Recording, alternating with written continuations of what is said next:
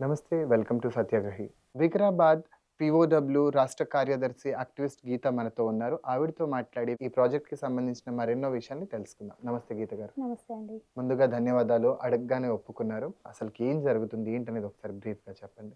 వికారాబాద్‌కు సంబంధించి ఇప్పుడు దేశంలో చాలా పెద్ద సెన్సేషనల్‌గా చర్చ జరుగుతున్న విషయం దామగుండానికి సంబంధించినటువంటి వీఎల్ఎఫ్ రాడార్ స్టేషన్ ఏర్పాటు, దాని అభ్యంతరాలు.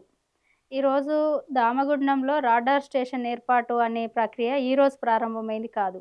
ఇది గత 10 సంవత్సరాలుగా కొనసాగుతున్నటువంటి ప్రక్రియనే. కాకపోతే దాన్ని బయటికి ప్రజల లోపలికి తీసుకొచ్చి దాన్ని పెద్దగా చర్చకు తీసుకురాకుండా లోపయుక్తకారిగా ప్రజల నుండి రావాల్సిన అభ్యంతరాలను కూడా ముందే వాళ్ళు సరిజేసుకుంటూ ప్రజల వ్యతిరేకత ఏమీ లేదన్నట్లుగా, అభ్యంతరాలు ఏమీ అన్నట్లుగా ఆహ్, మినిట్స్ రికార్డ్ చేసుకొని ఇంకా అన్ని రకాల ప్రభుత్వం నుండి ఇవ్వాల్సిన అనుమతులు ఇచ్చేసి భూమిని గూడా ఈరోజు నేవీకి అప్పజెప్పడం జరిగింది. ఇక్కడ మా అభ్యంతరం ఏందంటే, మాకు నేవీ అంటే వ్యతిరేకత లేదు. దేశ భద్రత అంటే గౌరవం లేక కాదు. దేశ భద్రత కోసము నేవీకి రాడార్ స్టేషన్ అవసరము అని అనుకుంటే ఖచ్చితంగా దాన్ని ఏర్పాటు చేయాలి. కానీ అది దామగుండంలోనే ఎందుకు పెట్టాలి? అది పెట్టడం కోసం ఇదే అనువైన ప్రదేశమా? ఇంకా వేరేయి ఉన్నాయా? అన్నప్పుడు చాలామంది దీనికి సంబంధించినటువంటి టెక్నికల్ అవేర్‌నెస్ ఉన్నటువంటి వాళ్ళు గానీ, మేధావులు గూడా ఏమంటుర్రంటే, ఇది కాకుండా పెట్టుకోవడానికి చాలా ప్రదేశాలున్నాయని చెప్తున్నారు. ఇంకోటి ఆ యొక్క టెక్నాలజీ మీద గూడా అది చాలా రకాల అభ్యంతరాలు చెప్తున్నారు. బట్ ఆ టెక్నికల్ విషయాల కోసం మేము మాట్లాడదలుచుకోలేదు ఈరోజు. వీఎల్ఎఫ్ అనేది ప్రమాదకరమైందా? హై రేడియేషన్ తోటి ఇదంతా ప్రభావితమై రేపు ప్రమాదంలో పడతదని చెప్తుర్రు. టెక్నికల్ విషయాలను పక్కకు పెడితే అసలు దామగుండం కోసమే మాట్లాడాల్సినటువంటి విషయాలు స్పెసిఫిక్‌గా. ఈరోజు చాలా అరుదైన సహజ సిద్ధమైనటువంటి అడవి దామగుండం అడవి. అసలు ఇప్పటికే ప్రపంచంలో ఎక్కడ దొరకని గుర్తించబడనటువంటి చెట్లు గూడా చాలా దామగుండం అడవిలో ఉన్నాయి. దామగుండం అడవికి ఒక నానుడి ఉంది. దామగుండం పోతే యమగండం తప్పుతదనేది. అవును. ఇప్పటికే అనంతగిరిలో చారిత్రాత్మకంగా ఒక టీబీ శానిటోరియం నడిచింది మొన్నటి వరకు. గత ప్రభుత్వము దాన్ని మెడికల్ కళాశాలకు అప్పగించి ఈరోజు కొంత ఎత్తేసినటువంటి పరిస్థితుంది. అంటే ఇక్కడ అనేక రోగాలతోటి ఈ అడవికొచ్చి గాలిని పీల్చుకొని నయమైపోయినటువంటి చరిత్ర ఉన్నటువంటి అడవిని ఇప్పుడు సడెన్‌గా వచ్చి తీసేస్తారు అనేసరికి అక్కడి ఇన్నేళ్లుగా ఆ ప్రాంతంలో పుట్టి, పెరిగి ఆ అడవితోటి మమకారం పెంచుకొని అసలు ఆ అడవితోటి అనుసంధానమయ్యి బ్రతుకుతున్నటువంటి ప్రజల యొక్క మనోభావాలు, వాళ్ళ హక్కులు, వాళ్ళ యొక్క అభిప్రాయాలకు ఈరోజు ప్రాధాన్యత లేదా అని జెప్పేసి మేము అడుగుతా ఉన్నాం. ఇంకా రెండో విషయం ఏందంటే, ఇప్పటికే మనము ప్రపంచంలో గాని, దేశంలో గాని అనేక రకాలైనటువంటి విద్వాంస్. ప్రకృతి వైపరీత్యాలను చూస్తా ఉన్నాం. ఇవన్నీ ఎందుకొస్తున్నాయి అనంటే, ఈ విశ్వంలో మానవుడు ఒకడే కాదు. మానవునితో పాటు అడవులు, చెట్లు, ప్రకృతి ఇవన్నీ గూడా భాగమే. భాగస్వామ్యం. అలాంటప్పుడు మనం కొంత మానవుడు ఎడ్యుకేట్ అయితున్నాడని జెప్పేసి మనం ప్రకృతి మీద మన రివెంజ్ తీర్చుకుంటున్నాం. మన ఇష్టానుసారంగా అడవులను క ఆహ్, కు కొట్టేస్తున్నాము, చెరువులను కబ్జా చేస్తున్నాము, భూమిని కాలుష్యం చేస్తున్నాము. మరి మనము వాటికి హాని తలపెట్టినప్పుడు ప్రకృతి మనల మీద గూడా మనకు కూడా హాని తలపెడుతుంది గదా! అవును. అది విధ్వంసాల రూపంలో చూపిస్తుంది గదా! మరి దాన్ని మనము మళ్ళా రిపీట్ అరికట్టాలి. చేయకుండా ఇంకా మనం మొండిగా పోతే వాటిని మనుగడను ప్రమాదకరంగా మనం పోతే మన మనుగడను గూడా ప్రకృతి కోరుకుంటది గదా! అదొకటి. ఇంకో విషయం అసలు దామగుండం అడవికి సంబంధించి ఈరోజు హైదరాబాద్‌కు ప్రధానంగా ఆక్సిజన్ సిలిండర్ ఇదొక రకంగా. హైదరాబాదు పీల్చుకునే శ్వాస వికారాబాద్ అడవులు. ఇంకోటి ఈరోజు ప్రభుత్వం హైడ్రా తీసుకొచ్చింది. హైడ్రా తీసుకొచ్చి హైదరాబాద్‌లో ఉన్నటువంటి బిల్డింగులన్నిటిని కూలుస్తుర్రు. అందులో చాలామంది పేదలకు సంబంధించినటువంటి ఇండ్లు గూడా వాళ్ళు ఇప్పటికి సామాన్లు కూడా సదురుకోకుండా ఉన్నటువంటి పరిస్థితుల్లో నిర్దాక్షిణ్యంగా ఆ ఇండ్లనన్నింటిని కూల్చేసి వాళ్ళని బయటికి నెట్టేస్తుర్రు. ఈరోజు ప్రకృతిని కాపాడాలి మనము భవిష్యత్ తరాలకు ఈ యొక్క సహజ సిద్ధమైనటువంటి సంపదనివ్వాలని జెప్పేసి ప్రభుత్వం చెప్తుంది. మరి ఈరోజు హైదరాబాద్‌లో హైడ్రా అంత బ్రహ్మాండంగా పనిచేస్తున్నదెందుకు? చెరువుల కోసమే గదా! మరి ఆ చెరువులకు నీళ్ళు ఏడికెంచొస్తున్నాయంటే అదే అనంతగిరి అడవులకెంచొస్తున్నాయి. ఇప్పుడు ఆ అడవులు విధ్వంసమైతే ఇక్కడ నీళ్ళు ఏడికెంచొస్తాయి? మరి ఇన్ని వేల కోట్ల రూపాయలు ఖర్చు పెట్టి మీరు ఇంత నిర్దాక్షిణ్యంగా ప్రజలను ఇబ్బంది పెట్టి ఈ యొక్క చెరువుల కోసం మీరు సేకరించిన భూములన్నిటిని ఈ చెరువులుగా మళ్ళా మీరు పునరుద్ధరించాలంటే చెరువుల్లోకి నీళ్లు రావాలి గదా! మరి నీళ్ళొచ్చే కేంద్ర బిందువైనటువంటి అడవి మీదనే మీరు పడ్డారు గదా! మరి. ఇక్కడ ప్రకృతి మీదనా మీ ప్రేమ? లేకపోతే దీనిపైన మీకింకేదైనా ఆలోచన ఉందా? నిజంగానే ప్రకృతి మీద ప్రేమ ఉంటే మీరు ఈరోజు అనంతగిరి అడవిని గూడా కాపాడాలి. మూడో విషయం ఏంటంటే, ఈరోజు ప్రధానంగా రాడార్ స్టేషన్ రావడం వల్ల వికారాబాద్‌లో ఉద్యోగాలొస్తాయని చెప్తుర్రు. ఇదైతే చాలా పెద్ద బూటకమైన మాట. ఎందుకంటే ఒక కంపెనీ, ఒక ఇండస్ట్రియల్ వస్తుంది అంటే అక్కడ ఒక మ్యానుఫ్యాక్చరింగ్ జరుగుతుంటది. అక్కడ టెక్నికల్‌గా ఉద్యోగాలొస్తాయి. ఏదో ఉపాధి జరుగుతుందని మనము చెప్పుకోవచ్చు. రాడార్ స్టేషన్ అనేది ఒక భద్రతకు సంబంధించినటువంటి నేషనల్ టెక్నికల్ కేంద్రం అది. ఈరోజు నేవీలో ఎవరికి పడితే వాళ్ళకి ఉద్యోగాలు ఇవ్వడనుకుంటదా? దానికొకటి ఒక స్ట్రక్చరు, ఒక విధానం ప్రాసెస్. అనేది ఉంటది. ఆ ప్రాసెసింగ్‌లో అనేక రకాలైనటువంటి పరీక్షలను ఎదుర్కొని వాళ్ళు ఉద్యోగాలు పొందాలి. ఇప్పుడు స్థానికులు ఆ టెక్నికల్ ఎడ్యుకేషన్ పైన ఎంతమంది అవేర్ అయి ఉన్నోళ్ళున్నారు? అదొకటి. ఇంకోటి రాడార్ స్టేషన్ నిర్మాణం కోసం చేస్తున్న సందర్భంలో గ్రామీణ స్థాయిలో నేవీ పైన వీళ్ళకి అన్ని రకాల అవగాహన కల్పించి చర్చలు జేసి వీళ్ళ నుండి అనుమతులు తీసుకుంటున్నామని చెప్పి గ్రామస్తులతోటి అప్పట్లో వీళ్ళు అభ్యంతరం లేకుండా గ్రామసభ తీర్మానాలు తీసుకుర్రు. వాస్తవానికి ఆ రోజుల్లో టెక్నికల్ విషయాల పట్ల అవగాహన లేకుండా ఉన్నటువంటి వాళ్ళని మోసం చేసి మీకు ఉద్యోగాలు ఇస్తామని ప్రలోభాలకు గురి చేసి, ఇంకా కొంతమందిని ఆర్థిక పరంగా గూడా వాళ్ళకు ఒత్తిళ్లు చేసి, ఈ అనుమతుల కోసం వాళ్ళతోటి సంతకాలు పెట్టించుకోవడం జరిగింది. ఇదంతా ఒక కుట్రపూరితంగా జరిగినటువంటి వ్యవహారం. ఇంకా వికారాబాద్ జిల్లా ప్రజాక్షేత్రం నుండి మేము అడుగుతున్నదేందంటే, రాష్ట్రంలో ఇప్పటివరకు అన్ని ప్రభుత్వాలు మారుతున్నప్పుడు, అభివృద్ధి విషయానికొస్తేనేమో గత ప్రభుత్వంలో గూడా గద్వాల్, సిద్దిపేట, సిరిసిల్ల ఇటువైపే అభివృద్ధి అంతా చేసుకున్నారు. వికారాబాద్‌కు ఈ రోజుకి గూడా ఒక స్పష్టమైన మంచి సురక్షితమైనటువంటి రోడ్డు సౌకర్యం నిర్మాణం చేయలేనటువంటి పరిస్థితి పాలకులది. ఇప్పటికి గూడా అనునిత్యం ఆ రోడ్ మీద ఏదో ఒక యాక్సిడెంట్ తోటి రక్తపాతంగానే ఉంటది వికారాబాద్ జిల్లా రోడ్డు. జిల్లాకు రోడ్డేయనీకే గూడా ఈ రోజు వరకు వాళ్ళు చొరవ చూపియలేరు గానీ, ఈ విధ్వంసానికి మాత్రం ఎందుకో చాలా చాకచక్యంగా, లోపయుక్తకారిగా ఇంత ఇది చేస్తారు. అభివృద్ధికి గుర్తుకు రాని వికారాబాదు విధ్వంసానికి మాత్రం గుర్తుకొస్తుందా? ప్రభుత్వం పర్మిషన్ తీసుకోకుండానే ఈ ప్రకటన విడుదల హ్మ్. చేసిందనుకుంటున్నారా? ఒక ప్రాజెక్ట్ వస్తున్నప్పుడు వాస్తవానికి పబ్లిక్ హియరింగ్ అనేది జరగాలి. ఆ ప్రజలకు ఆ ప్రాజెక్ట్ యొక్క మంచేంది, చెడేంది, అభ్యంతరాలేంటి, సానుకూలత ఏందనే దానిపైన అన్ని ప్రభుత్వ కార్యాలయాల్లో నోటీసులేసి, డప్పు చాటింపేసి, స్థానిక ప్రజలు వాళ్ళు ఏ భాషలో అయితే మాట్లాడుకుంటారో ఆ భాషలో ఆ ప్రాజెక్టు యొక్క పూర్తి వివరాలను వాళ్ళకి అర్థమయ్యేటట్లు వివరించి, అవగాహన కల్పించిన తర్వాత వాళ్ళతోటి అభిప్రాయ సేకరణ చేపట్టాలి. కానీ ఇక్కడ అలాంటిదేం జరగలేదు. దానికి కారణం ఏమంటుర్రంటే, ఇది భద్రతకు సంబంధించినటువంటి విషయం గాబట్టి, దీన్ని చర్చించకుండానే మేము ప్రభుత్వము తన నిర్ణయం తీసుకోవచ్చు అని చెప్తుర్రు. ఉండొచ్చు, భద్రతకు సంబంధించిన విషయం కావచ్చు. కానీ ఇక్కడ చాలా మనోభావాలకు సంబంధించినటువంటి విషయాలు గూడా ఎవరి ఉన్నాయి గదా! భద్రత అసలుకిది? భద్రత దేశ అంటున్నారు భద్రతకు గదా! సంబంధించిన దేశ విషయం. భద్రత అంటే వీళ్ళు మనుషులు కాదా? వీళ్ళు దేశానికి సంబంధించిన వాళ్ళు కాదా? అది వీళ్ళ ఇగ గురించి కూడా పట్టించుకోవాలి గదా! పట్టించుకోవాలి గానీ, అది ఇగ ప్రభుత్వాలు చేయాలి ఆ పని. వీళ్ళకి హక్కులు లేవా? సరే, మనుషుల కంటే హక్కులు లేవు. అక్కడున్న జీవరాశులకు, ఆ వృక్ష సంపదకు దాన్ని కాపాడేటటువంటి బాధ్యత ప్రభుత్వానికి లేదా? అట్లాంటి అనేక రకాలైనటువంటి ప్రశ్నలు దీంట్లో మనము వ్యక్తపరచడానికి ఉన్నది గానీ, వీటిని ప్రభుత్వం నొక్కేస్తుంది. అక్కడ ఉన్నటువంటి ప్రజల దగ్గర నుంచి సంతకాల సేకరణ లాంటివేమైనా జరిగాయా? ప్రజల నుండి ఏం జరగలేదు. గ్రామ ప్రజలలో బాడీ ఏదైతే ఉంటదో, సర్పంచి, ఉప సర్పంచి, సభ్యులు ఎవరైతే ఉంటారో, అట్లా ఆ ఊరికి సంబంధించినటువంటి సభ్యులతోటి తీసుకున్నారు. అది గూడా ఒక సాయంత్రం పూట ఊర్లో ఎవరు లేనప్పుడు వచ్చి ఒక 20, 30 మందిని కూర్చోబెట్టి ప్రజాభిప్రాయ సేకరణ అన్నట్లుగా వీళ్ళు చేశారు. ప్రూఫ్స్ ఉన్నాయా మీ దగ్గర? ఇప్పుడు ఆ గ్రామ సభ తీర్మానాల కాపీలు, మినిట్స్ కాపీ మన దగ్గర ఉన్నది.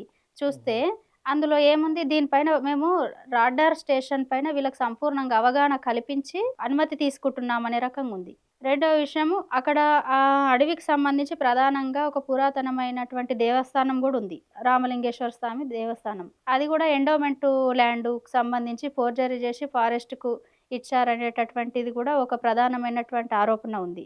మరి దీనిపైన గూడా ప్రభుత్వం క్లారిటీ ఇయ్యాలి. ఎండోమెంటు అధికారులు గూడా లేదు, ఇది ఎండోమెంట్ ల్యాండ్ గాదు, ఫారెస్ట్ ల్యాండ్ అనో, లేకపోతే మేము ఏ రకంగా వాళ్ళకి అప్పజెప్పినాం అనేది గూడా ప్రజలకు వివరించాల్సిన అవసరం ఉంది గానీ, ప్రభుత్వానికి సంబంధించిన ఏ శాఖలు గూడా ఈరోజు ప్రజాక్షేత్రంలో జరుగుతున్నటువంటి ఆందోళనకు సమాధానం చెప్పేటటువంటి పరిస్థితి లేదు. నిన్న మాత్రం ఫారెస్ట్ అధికారులు మొన్న మేము ఇందిరా పార్క్ ఒక ధర్నా కార్యక్రమం నిర్వహించిన రోజు సండే రోజు యాక్చువల్లీ పబ్లిక్ హాలిడే ఆ రోజు గవర్నమెంట్‌కి సంబంధించి. కానీ ఆ రోజు అప్పటికప్పుడు ఒక ప్రకటన విడుదల చేసి 1,93,000 చెట్లు మాత్రమే పోతున్నాయి.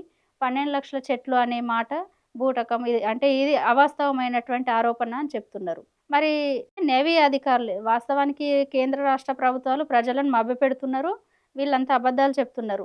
కానీ నేవీ అధికారులు ఎక్కడ అబద్ధం చెప్పట్లేదు. వాళ్ళున్న విషయం ఉన్నట్లు స్పష్టంగా వాళ్ళేం చేస్తారో అదే చెప్తున్నారు. వాళ్ళు విడుదల చేసిన వాటిలో ఇవన్నీ మంచి పబ్లిక్ నోటీస్ వాళ్ళు రిలీజ్ చేసిర్రు. కోర్టుకు కూడా ఇచ్చారు.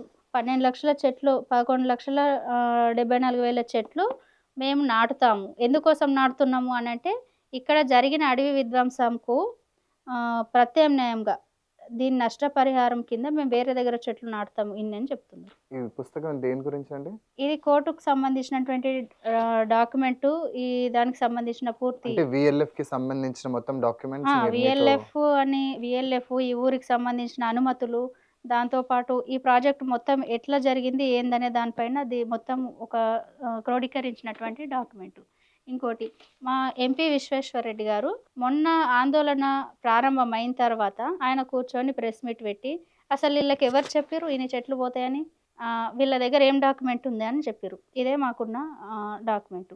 ఇంకా ఇంతే కాదు ఇంకెక్కువ కూడా పోతుండొచ్చు అనే అనుమానాలు కూడా వ్యక్తమవుతున్నాయి. ఎందుకోసం వ్యక్తమవుతున్నాయి అంటే ఈ రాడార్ స్టేషన్ నిర్మాణం కోసము మొత్తము 1,400 ఎకరాలలో దీనికి సంబంధించినటువంటి యాంటీనాలకు సంబంధించిన పార్కు పెడతామని, ఆ తర్వాత ఒక 1,090 ఎకరాలలో కన్స్ట్రక్షన్కి సంబంధించి వాళ్ళ స్కూలు కాలేజీ దానికి సంబంధించినటువంటి వాళ్ళు ఉండేటటువంటి G1 G2కి సంబంధించినటువంటి బిల్డింగ్స్ సంబంధించినటువంటి కన్స్ట్రక్షను ఇవన్నీ నిర్మాణం చేస్తామని, దాంతోపాటు వాళ్ళకి రేడియేషన్ నుండి సేఫ్ జోన్ కోసం ఒక 100 ఎకరాలు ఇట్లా వాళ్ళు ఆ ప్రాజెక్ట్ మొత్తం ఒక ఫ్రేమ్ చేసినటువంటి విధానాన్ని చూస్తుంటే ఆ కన్స్ట్రక్షన్ మొత్తం జరగాలని అనుకుంటే ఇక ఖచ్చితంగా అడిగిపోతుంది. ఎంపీ గారు ఏం చెప్తారంటే అడవికి ఏమి కాదు, అడవి అట్లనే ఉంటుంది, ఇంకా సెక్యూర్డ్గా ఉంటుంది. ఖాళీ 4 యాంటీనాలు 14 యాంటీనాలు 4 యాంటీనాలు మాత్రమే పెడతారు. వీళ్ళు మాట్లాడేది ఉద్యమం చేసేటోళ్ళదంతా తప్పు అని చెప్తున్నారు. అసలు ఒక ఎంపీ అయ్యుండి కనీసం దాని మీద సమాచారం సేకరించకుండా ప్రాజెక్ట్ ఎట్లా జరుగుతుంది ఏందనేది తెలుసుకోకుండా నిరాధారంగా ప్రజలను అవమానపరిచే రకంగా మాట్లాడడం అయితే అది కరెక్ట్ కాదు. ఎందుకంటే నేనేమంటుండే ఇంకా గొర్రెలు, బర్రెలు, ఆవులు ఇవన్నీ రోజు అడవిలోకి పోయి అడవిని నాశనం చేస్తున్నాయి. ఇంకా అవి ఖరాబ్ చేస్తున్నాయి. ఈ నేవీ రాడార్ పెడితే అడవి చుట్టూ పెద్ద కాంపౌండ్ వాళ్ళు వేస్తారు.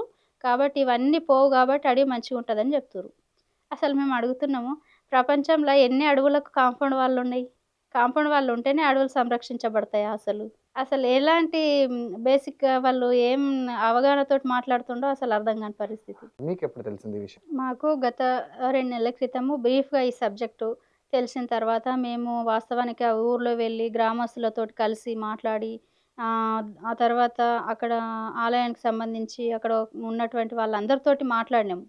గ్రామస్తులతోటి అక్కడ ఒక స్వామి కూడా ఒక ఆశ్రమం నడుపుకుంటున్నారు. సత్యానంద స్వామి. ఇంకా వీళ్ళందరినీ కలిసిన తర్వాత మేము డెప్త్ సబ్జెక్ట్ తీసుకున్న తర్వాత ఆ ఊర్లో ఒక ఆందోళన కార్యక్రమం చేపట్టినాం. అప్పుడు ప్రజలు అన్నారు మాకు అప్పట్లో తెలియదు, ఏదో సంతకాలు పెట్టించుకొని మోసం చేసిర్రు, ఇది వస్తే మాత్రం మా పిల్లలకు రేపటి ఫ్యూచర్ ఉండదు, ఈ అడవి పోతే ఇంకా ఆ ఊరికే కాదు ఆ జిల్లాకే ప్రమాదం, జిల్లా మనుగడకే ప్రమాదకరమైనటువంటి విషయం. కాబట్టి భవిష్యత్ ఉద్యమంలో మేము కలిసి వస్తామని చెప్పారు. ఒక చర్చా వేదిక మేము పెడితే జిల్లాలో ఉన్న అన్ని ప్రజా సంఘాలు కూడా కలిసి వచ్చి ముక్త కంఠంతో ఈ ప్రాజెక్టును మనము అడ్డుకోవాల్సిందే, ఖచ్చితంగా ఈ నిర్వహణ వద్దు అని ప్రభుత్వం ప్రకటన చేసేంత వరకు కూడా ఆందోళన చేయాలని చెప్పేసి అందరూ కూడా దానికి సంఘీభావం తెలపడం జరిగింది. ఆ తర్వాత ఇంకా దీనిపైన ఇప్పటివరకు పనిచేసినటువంటి వాళ్ళను నేషనల్ లెవెల్గా కూడా దీనిపైన కొన్ని కోఆర్డినేషన్ ఆర్గనైజేషన్స్ పనిచేస్తున్నాయి. ఇంకా వాళ్ళందరూ కొంతమంది ఇండిపెండెంట్ జర్నలిస్టు మన తులసక్క అందరం కలిసి ఒక టీమ్‌గా ఫామ్ అయ్యి ఇందిరా పార్క్ దగ్గర ఒక మూవ్‌మెంట్‌కి పిలిపించాము. ఆ ప్రొటెస్టు మేము అనుకోలేదు అసలు. మేము ఒక 200 మంది ఒక 500 మందితోటి చేద్దాం అనుకున్నాం ముందు. పోలీస్ వాళ్ళు ఒక 200 మందికి పర్మిషన్ ఇచ్చారు. అసలు ఆ 200 మంది అన్నతో దాదాపు మేము ఒక 2, 3 వందలు వస్తాం అనుకున్నాం కానీ 2,000 మంది అసలు ఇండిపెండెంట్‌గా అనేక సంస్థలు, సంఘాలు, ప్రజలు స్వచ్ఛందంగా ప్రకృతి ప్రేమికులు కలిసొచ్చిన తీరు చూస్తున్నట్లయితే వాస్తవానికి ప్రకృతి విధ్వంసం పైన ఇంత స్పందన ఉందా అసలు? నిజంగా దీన్ని ఇంకా మూవ్‌మెంట్ ముందుకు తీసుకుపోవాలి. ఖచ్చితంగా ఆ స్పందన చూసిన తర్వాత మేము ఈ మూవ్‌మెంట్‌లో సక్సెస్ అయితామన్న కాన్ఫిడెన్స్ అయితే మాకొచ్చింది. వీళ్ళ రోజువారీ జీవితం వ్యవసాయం చేసుకుంటారు. ఏంటి ఏం చేసుకుంటూ బతుకుతున్నారు అసలు? వాస్తవానికి అందులో రిజర్వ్‌కి సంబంధించి ఇప్పుడు వేరే ప్రాంతాలలో ఆహ్, పోడు కొట్టుకుంటారు భూమి. పోడు కొట్టుకొని పొట్ట తిప్పల కోసము తిండి గింజలేసుకొని పండించుకుందాం అనుకున్నోళ్ళ మీదనేమో ఈ అటవీ శాఖ గాని, ప్రభుత్వం గాని వాళ్ళ మీద నిర్బంధాలు ఉపయోగిస్తారు. హ్మ్. ఇక్కడ గూడా వాళ్ళనుకున్నటువంటి వాళ్ళకు సంస్థలకు ఇది ఈరోజంటే నేవీకి ఇస్తున్నారు గాబట్టి అదొక మాట. కార్పొరేట్ సంస్థలకు ఈరోజు జిందాల్ కంపెనీ గాని అలాంటి వాటికి యురేనియం తవ్వకాలకు అలాంటికి వాటికి ఇవ్వడం కోసమేమో ఎట్లాంటి అభ్యంతరాలుండవు. అప్పుడు అడవి రక్షణ చట్టాలు కనిపించవు. అప్పుడు అవన్నీ ఏముండయి. కానీ సామాన్యుడు పొట్టతిప్పల కోసం పంటేసుకుంటే మాత్రం అన్ని చట్టాలు ముందుకొస్తాయి. అంటే ఈ వ్యవస్థ గూడా అంతా ఎంతసేపు పెట్టుబడిదారులకు, పెద్దవాళ్ళకు సపోర్ట్ తప్పిస్తే సామాన్యునికి, పేదవాడికి సహకరించినటువంటి వ్యవస్థలివి. ఇప్పుడు అదే విధంగా ఈ దామగుండం చుట్టుముట్టు గూడా వాస్తవానికి కొంతమంది ఆ అడవి మీద ఆధారపడి ఇది వాస్తవానికి దట్టమైనటువంటి అడవి.